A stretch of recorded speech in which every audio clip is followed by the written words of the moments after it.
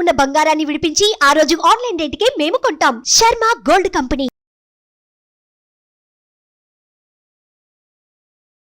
నమస్తే, welcome to Suman TV. నేను మీ యామ్ని. ప్రస్తుతం మనతో ఉన్నారు ప్రముఖ ఆధ్యాత్మికవేత్త, జ్యోతిష్య రత్న డాక్టర్ శ్రీమతి కోనాల భాగ్యలక్ష్మి గారు ఉన్నారు. అమ్మతో మనం మాట్లాడదాం. నమస్తే అమ్మ. నమస్తే అమ్మా. అమ్మ, ఈ ఏప్రిల్ నెలలో అసలు కుంభరాశి వారికి ఏ విధంగా ఉంటుందంటారు? అలానే ఈ రాశి వారికి ఎలాంటి పరిహారం చేసుకుంటే మంచిది? ఓం గణపతే నమః. శుక్లాంబరధరం విష్ణుం శశివర్ణం చతుర్భుజం ప్రసన్నవదనం ధ్యాయే సర్వ విఘ్నోపశాంతయే. ఓం గణపతే నమః. శ్రీమాత్రే నమః. ముఖ్యంగా ఈ 1/4/2024 30/4/2024 ఏ విధంగా ఉండబోతోంది ద్వాదశ రాశుల వారికి అనే విషయాన్ని ఇప్పుడు ఒక్కసారి మనం పరిశీలిద్దాం. 2వ తారీఖున బుధుడు వక్రంలోకి వెళుతున్నాడు. అదేవిధంగా చూసినట్లయితే 10వ తారీఖున మీనరాశిలోకి వెళ్తున్నాడు మళ్ళీ బుధుడు. అది ఆ విధంగా బుధగ్రహ సంచారం ఆ విధంగా ఉంది. 14వ తారీఖున రవి మేషరాశిలోకి వెళ్ళబోతున్నాడు. 24వ తారీఖున మీనరాశిలోకి కుజుడు ప్రవేశించబోతున్నాడు కుంభం నుంచి. 25వ తారీఖున శుక్రుడు తను ఉన్నటువంటి మీనరాశి నుంచి మేషంలోకి ప్రయాణం చేయబోతున్నాడు. ఇది ఈ యొక్క ద్వాదశ రాశుల్లోని గ్రహ సంచారం యొక్క విశేషమైనటువంటి ప్రయాణాలు ఇవి. సరే, ద్వాదశ రాశుల వారికి ఏ విధంగా ఉండబోతుంది అనే విషయాన్ని ఇప్పుడు మనం పరిగణలోకి తీసుకుందాం. కుంభరాశి వారికి ముఖ్యంగా చూసినట్లయితే ఈ ఏప్రిల్ మాసంలో శని కుజుల కలయిక అక్కడ కనిపిస్తోంది. ఆ తర్వాత చూస్తే ద్వితీయంలో రవి రాహువు శుక్రులు, తృతీయంలో గురుబుధులు, అదేవిధంగా చూసినట్లయితే కనుక వీళ్ళకి అష్టమంలో కేతు కనిపిస్తున్నాడమ్మా. తర్వాత గోచార చంద్రుడు యథావిధిగా మనకి 11th హౌస్లో ఉన్నాడు. అయితే ఈ కుంభరాశి వారికి ధనిష్ట 3-4 పదాలు, శతభిష, అదేవిధంగా పూరాభద్ర ప్రథమ ద్వితీయ తృతీయ. అయితే ముఖ్యంగా ఏంటంటే కొన్ని విషయాలలో వీళ్ళు ఆనందం, కొన్ని విషయాల్లో ఆలోచన అంతా కలగలుపుగానే కనిపిస్తుంది. అయితే ముఖ్యంగా ఏంటంటే విద్యార్థులు మాత్రం పట్టుదలతో చదివితేనే విన్నర్గా మిగులుతారు. పట్టుదల లేకుండా కాసేపు ఈ మాధ్యమాలు చూసుకోవడం, కాసేపు చదవడం అంటే కనుక మధ్యమైనటువంటి పరిస్థితుల్లోకి వెళ్తారు. అందువలన కొంచెం చదువు మీద గట్టి శ్రద్ధ పెట్టండి. అది ఫస్ట్ చెప్పదగిన సూచన. ఇతరుల విషయాల్లోకి మీరు వెళ్లకుండా దూరంగా ఉండి మీ పని మీరు చేసుకుంటే మీరు సక్సెస్ అవుతారు. ఆ విధంగా మీరు ప్రవర్తించండి. ఇతరుల విషయంలో కలగజేసుకోకండి. మీ పక్కన ఏం జరిగినా కూడా మనకి అవసరం లేదు అని నిమిత్త మాత్రులుగా మీరు ఉంటే, మీ యొక్క నైమిత్తిక కర్మల్ని మీరు చక్కగా చేసుకుంటే తప్పనిసరిగా మీరు సక్సెస్ అవుతారయ్యా.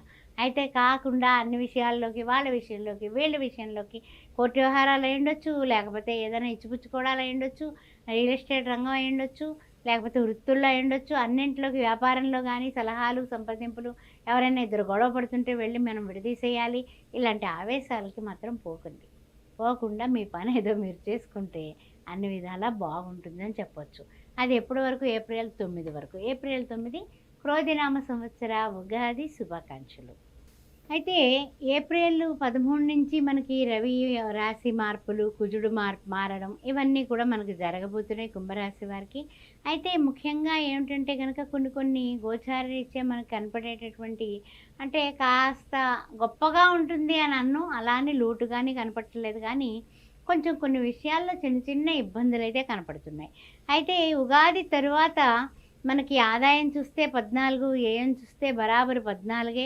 అదేవిధంగా పూజ్యత చూస్తే 6, అవమానం చూస్తే 1 కాబట్టి ఈ విధంగా సంతోషించవచ్చు మనం. తర్వాత ముఖ్యంగా ఏంటంటే కనుక కుటుంబ సఖ్యత కొంచెం తగ్గుతుంది. దాని వలన మీకు చికాకులు వస్తాయి. భార్యాభర్తల మధ్య కానీ, లేకపోతే ఏదైనా సరే విషయాల్లో భాగస్వామ్య వ్యాపారంలో కానీ కొంచెం గొడవలు వచ్చేటటువంటి అవకాశం ఉంది. దానివల్ల మానసికంగా మీకు కొంచెం తలకాయ నొప్పులు అయితే ఎక్కువ కనిపిస్తున్నాయి. కాస్త జాగ్రత్తగా ఉండండి. ఎప్పుడు కూడా వాదన సాధనకి పనికిరాదు. ఆ విషయం గుర్తించుకొని కొంచెం భార్యతో కానీ, భర్తతో కానీ, లేకపోతే ఏదైనా పై వాళ్ళతో వ్యాపారం కలిసి చేస్తున్నా కూడా తొందరపాటు మాట్లాడకండి. పెదవి దాటితే పృథ్వీ దాటుతుంది. ఆ విషయాన్ని గుర్తుపెట్టుకోండి. తర్వాత ఇంకా ముఖ్యమైనటువంటి విషయం ఏంటంటే కనుక ఆదాయాలు పర్వాలేదు, బాగానే ఉన్నాయి. ఆదాయాల విషయంలో మీరు బెంగ పెట్టుకోవాల్సిన అవసరం లేదు. ఉద్యోగస్తులారా అంకిత భావంతో పని చేయండి, మీకు తప్పనిసరిగా రిజల్ట్ బాగుంటుంది. అంతేగాని నేను చేస్తున్నాను నన్ను గుర్తించట్లేదు అని వాపోకండి.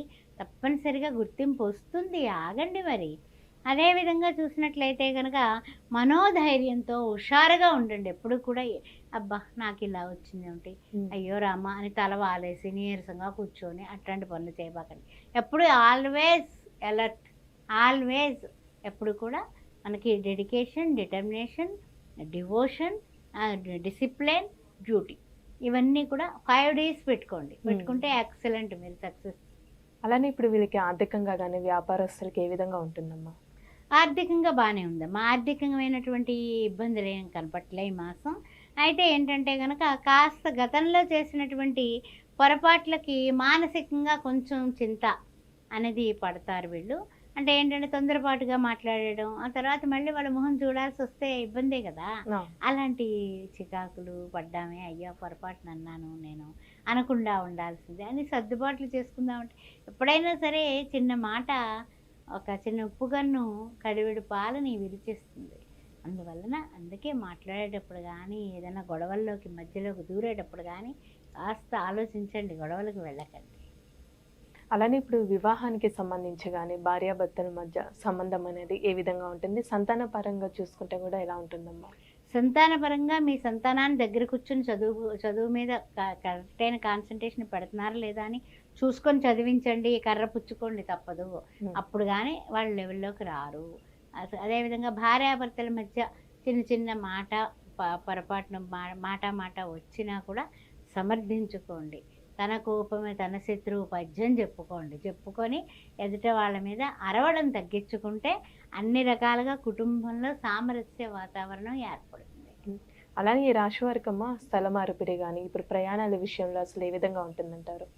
ప్రయాణాల విషయంలో అంతా బాగానే ఉందమ్మా. తర్వాత ఏంటంటే కనుక కొన్ని విషయాల్లో ఏంటంటే కనుక స్థల మార్పిడి అయితే ఇప్పుడు ఏం కనిపించడం లేదు. అవకాశాలు అయితే ఉన్నాయి కానీ ప్రజెంట్ అయితే లేదు. అయితే ఏంటంటే కొన్ని విషయాల్లో కొంచెం ప్రయత్నం చేసుకోవాలి. మీరు స్థల మార్పిడి కానీ ప్రమోషన్లకు కానీ ఏదైనా సరే మీ ప్రయత్నాలు మీరు చేయండి. భగవంతుడు తప్పనిసరిగా మీ వెంట ఉంటాడు. ఇంకా సక్సెస్ అయ్యి ముందుకు వెళ్ళాలంటే మనం ఏం చేసుకోవాలి అనే పరిహారాల విషయంలో చూసినట్లయితే కనుక శనివారం నాడు శనివారాలు చేయడమే కాకుండా ఈ కుంభరాశి వారు శని హోరా టైంలో అంటే ప్రొద్దుట 6 నుంచి 7 గంటల మధ్యలో చక్కగా మీరు రావి చెట్టుకి 7 ప్రదక్షిణాలు చేయండి. చేసి అక్కడ మీరు ఒక చెప్పుల జత వదిలి రావడం ఒక వారం ఏదైనా టిఫిన్ పొట్లం పట్టుకెళ్ళి రావి చెట్టు దగ్గర పెట్టి వచ్చేసేయండి. ఆ తర్వాత ఒక వారం చూస్తేనేమో చక్కగా రావి చెట్టుకి పాలు పోసి ఆవు పాలు పట్టుకెళ్ళి రావి చెట్టు మొదట్లో పోసి ఆ యొక్క మట్టిని తిలకం కింద పెట్టుకొని వచ్చేసేయండి. ఒక వారం వెంకటేశ్వర స్వామికి చక్కగా అర్చన అభిషేకం అన్నీ చేయించి ఆ రోజున అన్నదానం చేయండి. అలా చేస్తే మీకు కుంభరాశి వారికి తలకాయ నొప్పులన్నీ కూడా అలా మూట కట్టేసి అలా పడేసినట్టు అయిపోతుంది.